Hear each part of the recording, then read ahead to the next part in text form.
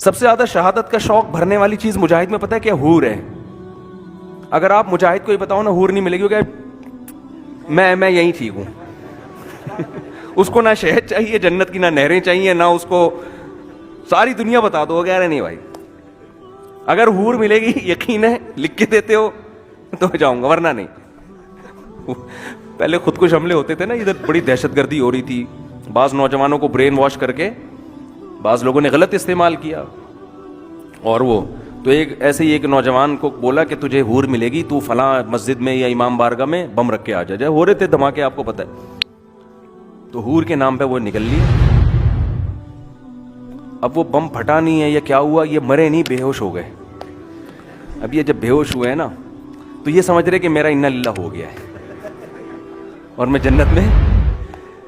تو پولیس نے پکڑ لیا، بے ہوش تھا تو ہاسپٹل میں پولیس لے کر گئی کہ اب یہ ہوش آئے گا تو لگائیں گے چترول اس کو. تو جیسے اس کی آنکھ کھلی، ایک کالی کلوٹی سی نرس کھڑی ہوئی تھی، تو فوراً اس کا ہاتھ پکڑ کے بولتا ہے باقی ہورے کدھر ہیں؟ کہتے ہیں باقی ہورے پولیس والوں کا بھی تجھے بتا دیں باقی ہورے کہاں.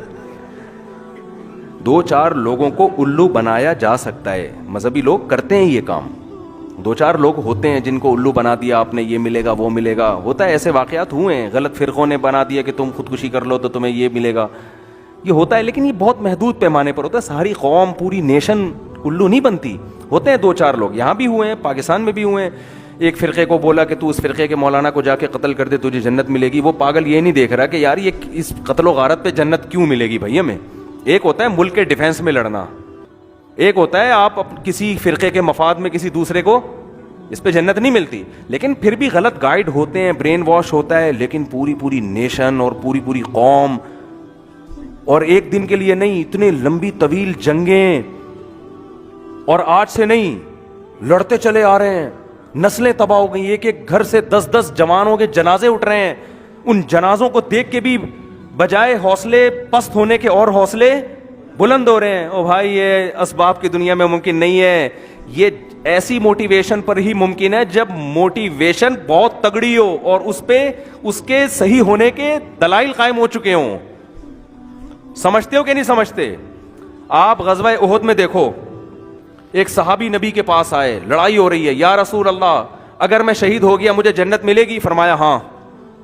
کھجور کھا رہے تھے. انہوں نے کہا یار یہ کھجور کا زمانہ تو بہت طویل ہے، جنت اتنی قریب. دیکھو یہ ابھی آپ کہہ رہے ہو کہ ماشاءاللہ ان کا ایمان اتنا مضبوط تھا.